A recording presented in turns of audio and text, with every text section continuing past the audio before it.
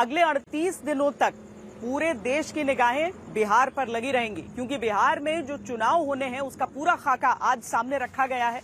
साफ है कि 14 नवंबर तक बिहार में सरकार तय हो जाएगी, क्योंकि 14 नवंबर को काउंटिंग है और उससे पहले 2 चरणों में बिहार में चुनाव होने वाले हैं।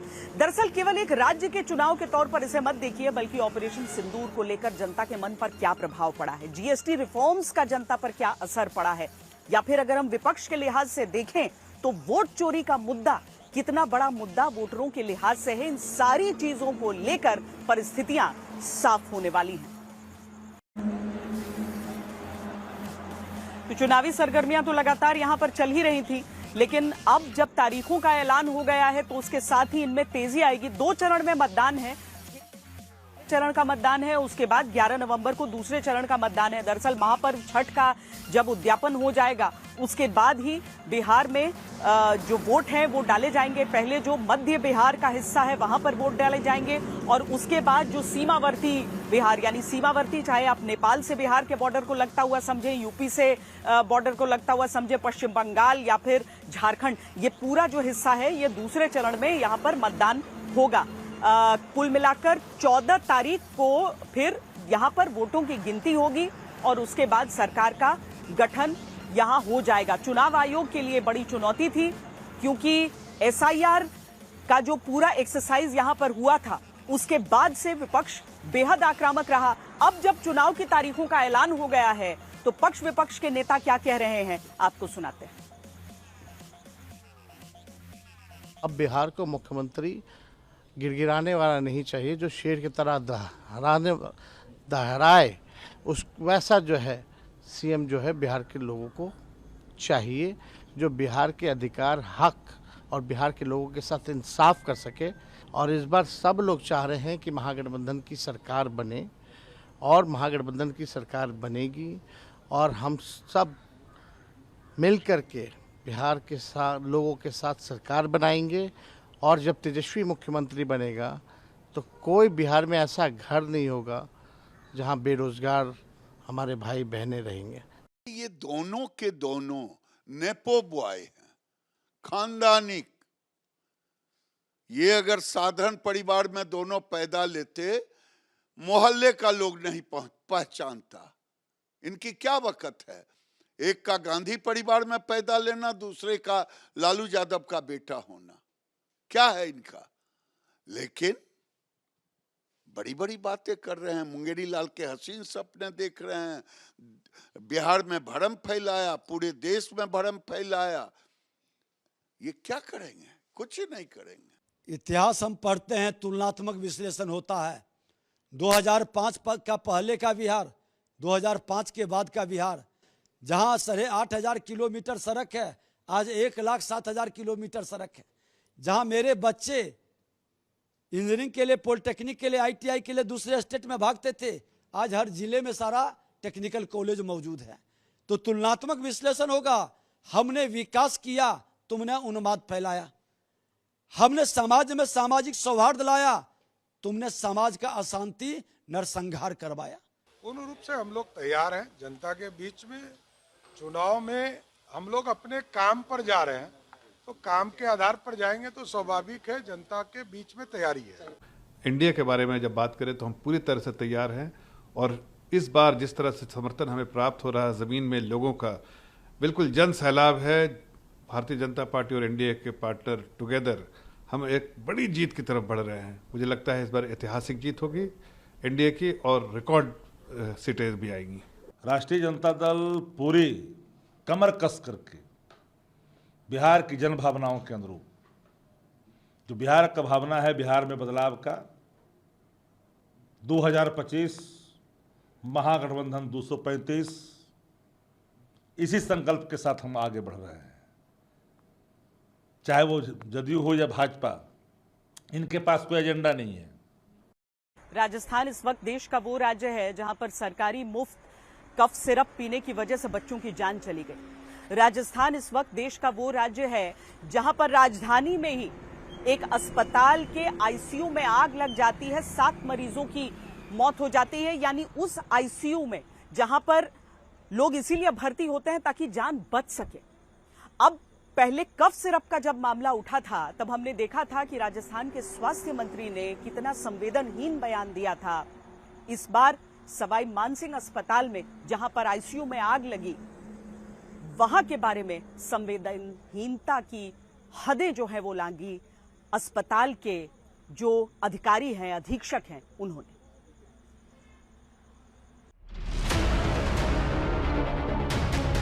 फिर अस्पताल के आईसीयू में आग, फिर आम आदमी के अस्पताल में दम घुटने से मौत, फिर वही जांच कमेटी वाला झुंझुना, फिर वही जांच के नाम पर कार्रवाई की जगह ठंडे बस्ते में फाइल डालने की आदत। खबरदार करते हुए इसीलिए आज आप पूछिए, आखिर कब तक केवल यूं ही चलता रहेगा?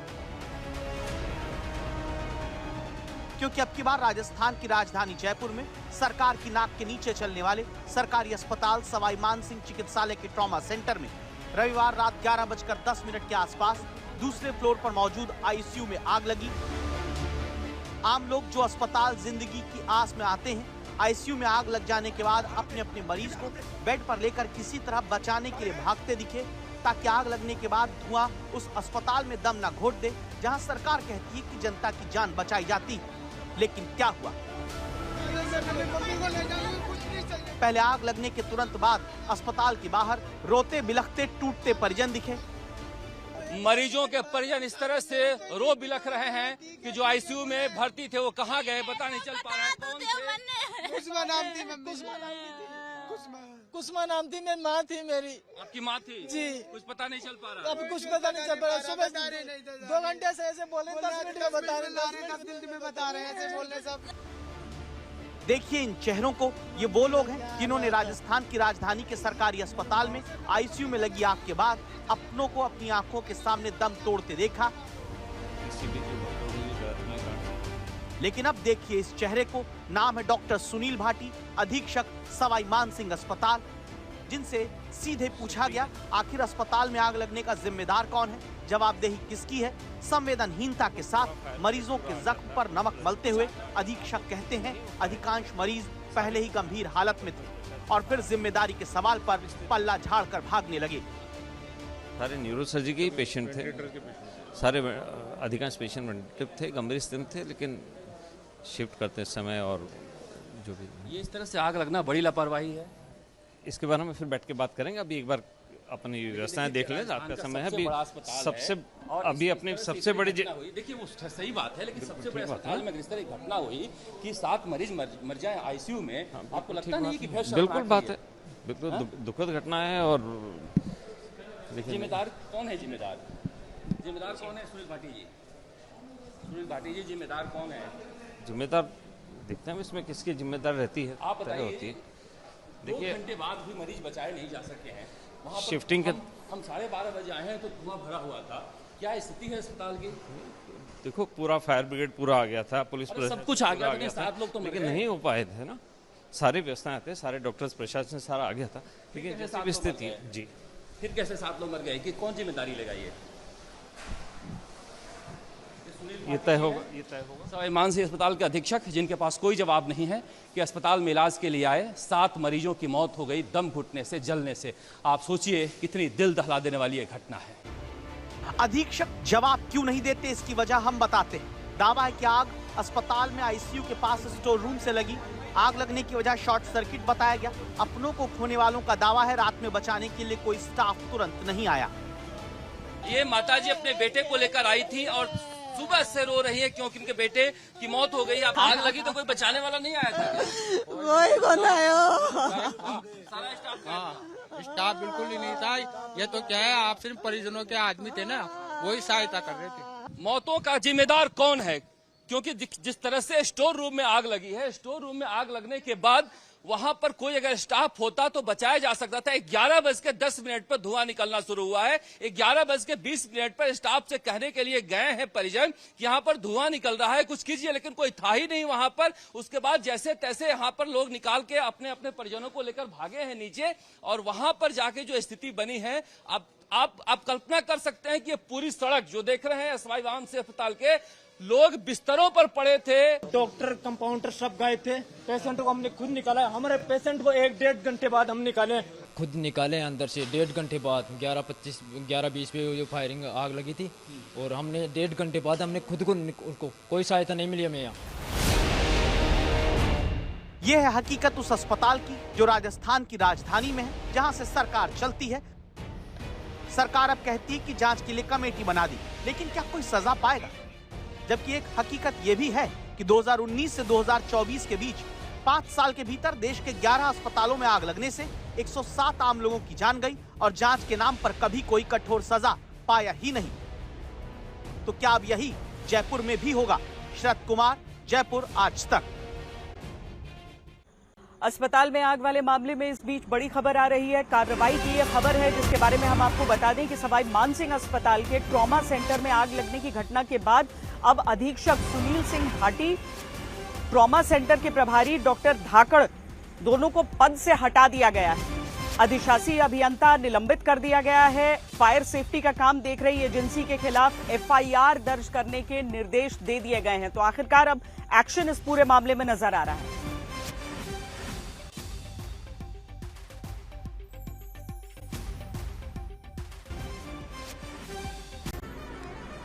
उत्तर प्रदेश पुलिस की जब कार्रवाई अच्छी होती है तो आमतौर पर हम चर्चा करते हैं, लेकिन आज खबरदार करना है एक ऐसे दारोगा के खिलाफ जिन्होंने 2 छात्रों से बेरहमी से मारपीट की और धमकाया भी। किस वजह से?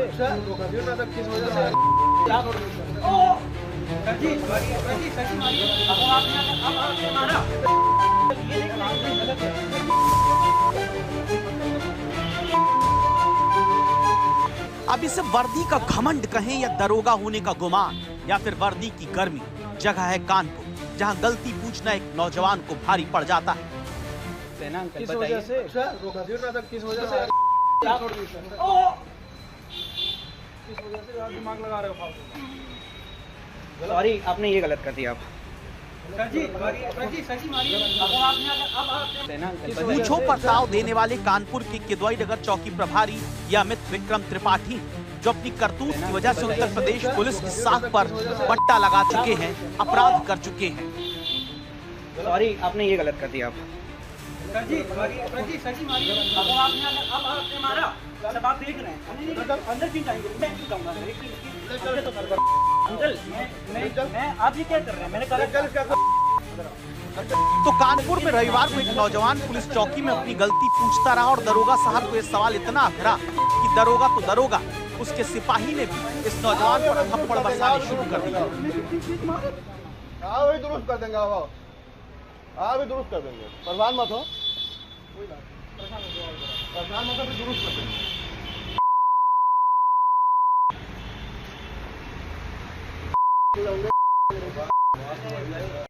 दरअसल कानपुर के किदवई नगर में इन दरोगा साहब ने इस नौजवान को ओवर स्पीड के मामले में पकड़ा। आरोप है कि वो दोनों को घसीट कर चौकी लाए, गाली गलौज की, मारपीट की और धमकी भी दी, जिसका सबूत ये वीडियो है। पीड़ित छात्रों का दावा है कि वो अपनी गलती मान रहे थे, चाहते थे कि उनका चालान कर दिया जाए, लेकिन उन्हें दरोगा ने अपमानित करके बुरी तरह से पीट डाला। सबसे ये क्यों झूठ बोलो कि मैंने तुम्हें मारा? ये कह रहे हैं कि और तुम अगर दोबारा मैंने सुन लिया कि तुमने ऐसा कहा है कि तुम बाकियों को बता रहे हो कि मैंने तुम्हें मारा, मैं तुमको अभी और मारूंगा, ठीक है, मैं तुम्हें जान से मार दूंगा। यहीं पे अंदर ले जाके उन्होंने ऐसे बोला और वो हमसे कह रहे थे कि सीधा चल के दिखाओ, मतलब सही से चल के, मैं पैर में लग गई थी तो मैं चल नहीं पा रहा था। दरअसल ये पूरा मामला 5 अक्टूबर का है, जब पुलिस ने चेकिंग के दौरान कुछ बाइक वालों को रोकने की कोशिश की। बाइक ना रोकने पर पुलिस इस कदर नाराज हुई कि छात्रों को घसीटते हुए चौकी ले आई और वहां जमकर उनकी पिटाई करी और जान से मारने की धमकी दी।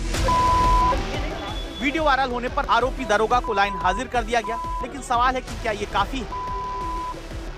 इसके संदर्भ में तत्काल प्रभाव से डीसीपी साउथ के द्वारा चौकी इंचार्ज को लाइन हाजिर कर दिया गया है और पूरे प्रकरण की जांच करके अग्रिम विधिक कार्रवाई की जाएगी। कानपुर की इस घटना के बाद एक सवाल जो हर आम आदमी के मन में है, और वो ये कि अगर किसी पुलिस वाले के साथ इसी तरह का बर्ताव कोई आम आदमी कर दिया होता तो क्या केवल इसी तरह की खाना पूर्ति वाली कार्रवाई होती? जवाब है बिल्कुल नहीं।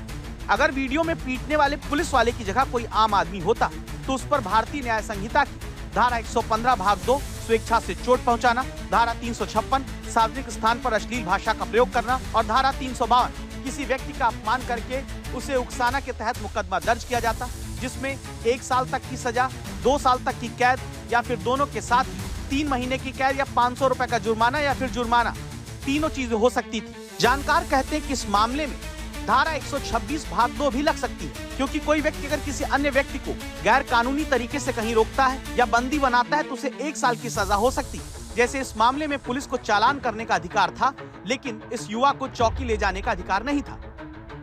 पर इस मामले में पहले तो पुलिस वाले को मात्र लाइन हाजिर किया गया और जब वीडियो देश भर में वायरल हो गया तो बस दिखाने के लिए निलंबित कर दिया गया। लेकिन वीडियो में जो दूसरा सिपाही छात्र की पिटाई करता हुआ दिख रहा है, उस पर कोई भी कार्रवाई अब तक नहीं हुई। सिमर चावला, कानपुर, आज तक। क्या हिमालय की गोद में बसे राज्य किसी बड़ी खतरे का सामना अब कर रहे हैं? क्योंकि जिस तरीके से बरसात के मौसम में हमने जम्मू कश्मीर से लेकर हिमाचल, उत्तराखंड हर जगह तबाही देखी, अब वही पश्चिम बंगाल के दार्जिलिंग में भी देखने को मिला है। दार्जिलिंग में भारी बरसात हुई, भूस्खलन हुआ, यहां तक कि इतनी ज्यादा बारिश में वहां के जो चाय बागान है वो भी लबालब भर गए।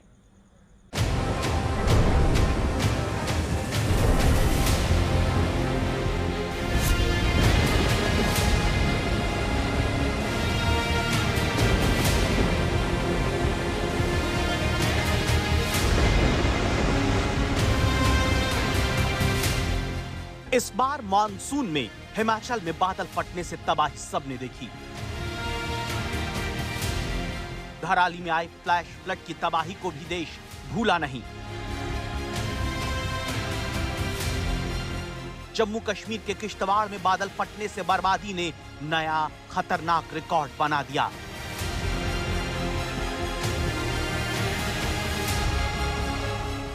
सवाल है, क्या हिंदुस्तान के पहाड़ी राज्यों पर बड़ा गंभीर खतरा मंडरा रहा है? भारतीय भूवैज्ञानिक सर्वेक्षण की ताजा रिपोर्ट खबरदार करने वाली है, जो कहती है कि उत्तराखंड का करीब 22% हिस्सा हाई लैंडस्लाइड जोन में है। राज्य का 32% हिस्सा मध्यम और 46% हिस्सा कम खतरे में है, यानी करीब पूरा राज्य भूस्खलन की जद में है। लद्दाख और नागालैंड के 21-21% हिस्से पर भी यही संकट मंडरा रहा है। इसी तरह हिमाचल का 29% क्षेत्र भी उच्च भूस्खलन के खतरे में बताया गया, जहां इस बार करीब 50 बार बादल फटने की घटनाओं ने कोहराम मचा दिया। अचानक बाढ़ के 98 और बड़े भूस्खलन की करीब 100 घटनाएं हुई। मानसून की शुरुआत से लेकर उसकी विदाई तक हर दिन मौसम डराने में लगा है। हिमाचल प्रदेश को लीजिए, जहां इस बार मानसून में तबाही ने रिकॉर्ड बना दिया।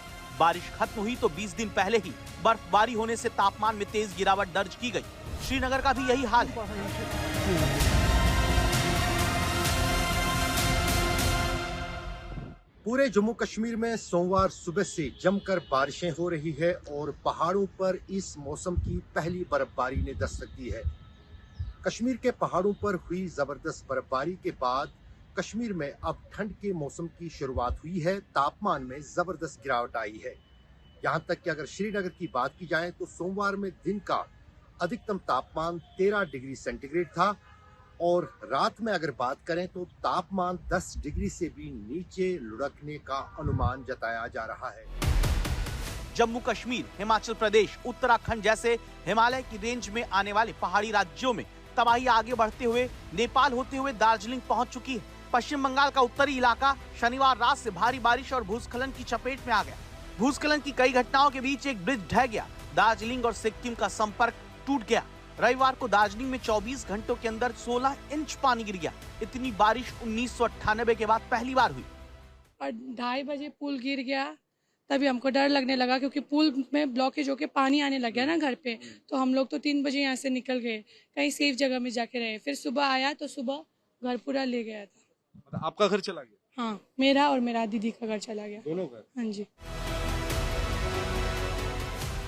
दार्जिलिंग में बारिश इतनी तेज हुई, कई प्रभावित इलाकों में बचाव दल रविवार दोपहर तक नहीं पहुंच पाए।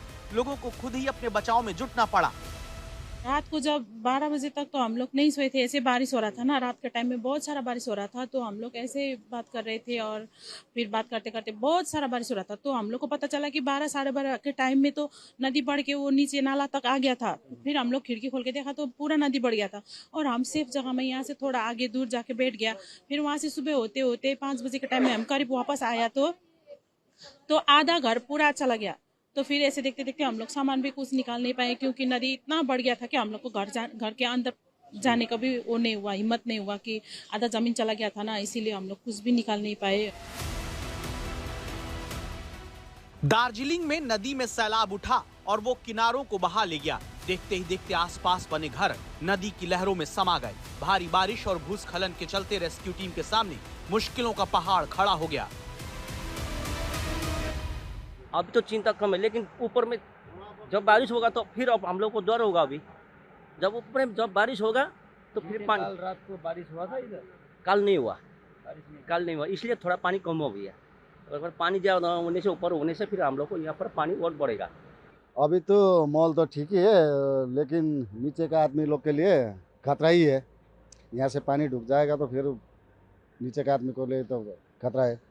समझ सकते हैं कि यहाँ पर सब कुछ खो दिया है इन दोनों परिवारों ने, और जो भी बचा कुछ सामान यहाँ आसपास के लोग भी जो आसपास में जो कुछ घरें हैं उन घरों में लाकर बचे कुछ जो सामान है उसको रखा गया है यहाँ पर।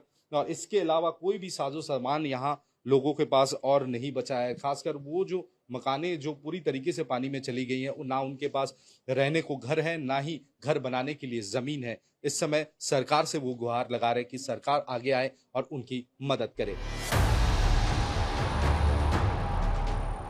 मौसम वैज्ञानिकों का कहना है कि दार्जिलिंग की इस विनाशकारी बारिश के पीछे लो प्रेशर सिस्टम में अचानक आया दबाव जिम्मेदार है। मतलब इन मानसूनी बादलों को जाना कहीं था और पहुंच ये कहीं और गए और तबाही मचा दी।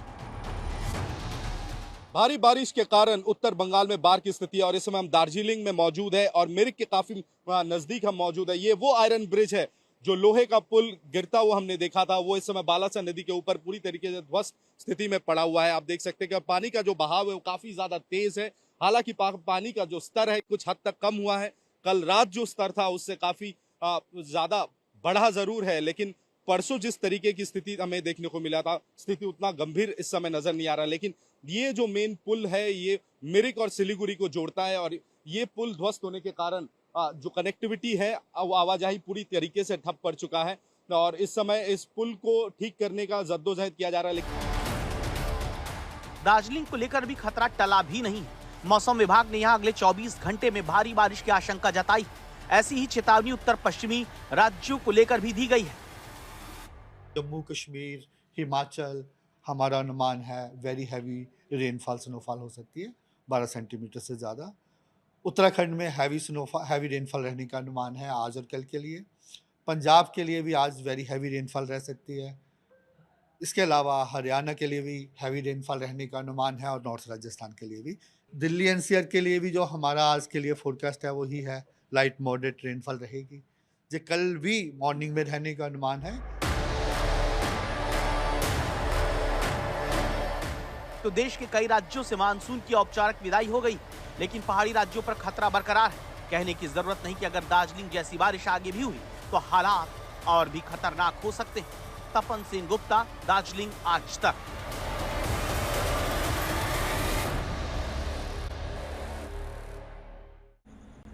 हिमालय की गोद में हमारा पड़ोसी देश नेपाल भी बसा है, जहां पर बारिश की वजह से काफी तबाही देखने के लिए मिली है। बिहार के कई क्षेत्रों में इस वजह से बहुत ज्यादा लोगों को परेशानी भी आ रही है और चुनाव आयोग के लिए भी इन सभी क्षेत्रों में चुनाव कराना एक बड़ी चुनौती साबित होगा।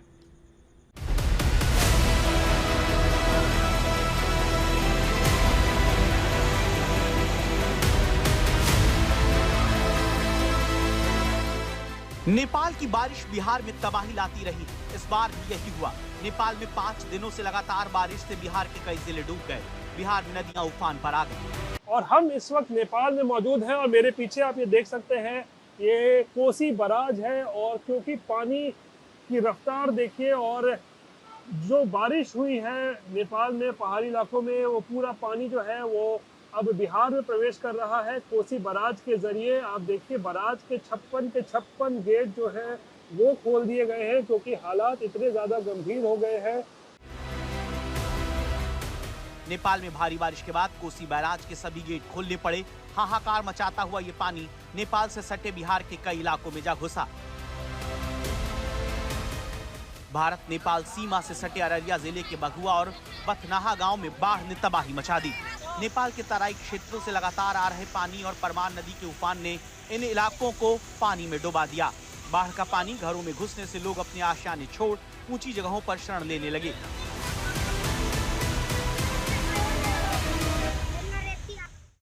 पिछले वर्षों के मुताबिक इस पर ज़्यादा पानी का प्रवाह है, क्योंकि विगत 2-3 दिनों में जो भारी बारिश नेपाल के तराई क्षेत्रों में हुई है उसका पूरा का पूरा असर और पूरा का पूरा प्रकोप जो है इस क्षेत्र में दिख रहा है।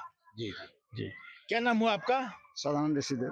क्या दिक्कत हो रहा है? बहुत दिक्कत है। ऐसा दिक्कत है जो हम लोग को अभी रहने का जगह नहीं है। हम लोग जितने में अभी ऊंचा जमीन है, ऊंचा जमीन हम लोग पकड़ कर भी खड़े हैं और बाल बच्चा के साथ, और खाने के लिए कोई अनाज नहीं है। ये अररिया की पिपरा पंचायत है जहां परवान नदी का बांध टूटने के बाद गांव में बाढ़ से हालात पैदा हो गए। लोग गांव छोड़कर सुरक्षित जगहों पर जाने को मजबूर हुए। आप देख सकते हैं पानी का कितना रौद्र रूप है। बांध टूटने के बाद गांव में पानी घुसने के बाद जो पक्की सड़क है, पक्की सड़क को भी तोड़कर अब पानी पीछे की ओर जाने लगी है। अब घर द्वार को बहाने लगा है। लोग घर बार छोड़ के जाने लगे हैं। देख लीजिए ये कहाँ जा रहे हैं, कहाँ जा रहे हैं? रोड पर मोहल्ला का रोड पर। हाँ, ये मवेशी लेके रोड पर जा रहे हैं। क्या स्थिति है आप बताइए? स्थिति को यहाँ बहुत सारे खराब है। पूरे घर में बिल्कुल पानी घुस गया है। कोई रहने का यहाँ कोई साधन नहीं। हम लोग क्या करते हैं कि इस पे पानी में थे तो मवेशी लेके फिर हम जा रहे हैं ऊपर कहीं पे। सिर्फ गांव ही नहीं, नदी के उफान ने नेशनल हाईवे 27 को भी अपनी चपेट में ले लिया। ये अररिया की नरपतगंज की तस्वीरें हैं जहां सड़क धंसने के बाद एक ट्रक पलट गया। सड़क धंसने से हाईवे पर एक गड्ढा हो गया। इसके बाद गाड़ियों की आवाजाही रोक दी गई। अररिया ही नहीं, मुजफ्फरपुर के भी कई गांवों में बाढ़ से भयानक हालात हो गए। नदी में उफान के बाद कई इलाकों में नदी का पानी घुस गया। मुजफ्फरपुर के बर्री और बसघट्टा पंचायत की 2000 से ज्यादा घर बाढ़ से घिर गए हैं। लोग घर छोड़ने को मजबूर हुए। बिहार में यह हालात कोसी बैराज से पानी छोड़े जाने के बाद हुआ। अभी तक तकरीबन 5.5 लाख क्यूसेक पानी जो है वो इस बराज से जो है वो छोड़ा जा चुका है। और इतनी ज्यादा आप कह सकते हैं, इतना ज्यादा पानी जब बिहार में प्रवेश कर रहा है तो कई जिले जो है वो बाढ़ की चपेट में आएंगे। सुपौल हो, सहरसा, मधेपुरा, खगड़िया, नौगछिया, तमाम ऐसे जिले हैं जो बाढ़ से जो है जिनकी विभीषिका इन जिलों को झेलनी पड़ेगी। अब सहरसा का ये वीडियो देखिए जहां कोसी का पानी बढ़ने के बाद लोगों को सुरक्षित जगह जाने के लिए कहा गया। बिहार के सहरसा में हालात को देखते हुए प्रशासन अलर्ट पर है। नदी से सटे इलाकों में रहने वालों को सुरक्षित जगहों पर जाने की अपील की जा रही है। उत्तरी बिहार के जिले इस वक्त सबसे ज्यादा बाढ़ से प्रभावित हैं। इनमें सहरसा, सुपौल, मधेपुरा और खगड़िया समेत 5 जिलों में बाढ़ जैसे हालात हैं। मौसम विभाग की माने तो बिहार के कई जिलों में भारी बारिश की अब भी संभावना है। ऐसे में ये संकट और बढ़ सकता है। अररिया से अमरेंद्र कुमार सिंह के साथ रोहित सिंह, आज तक।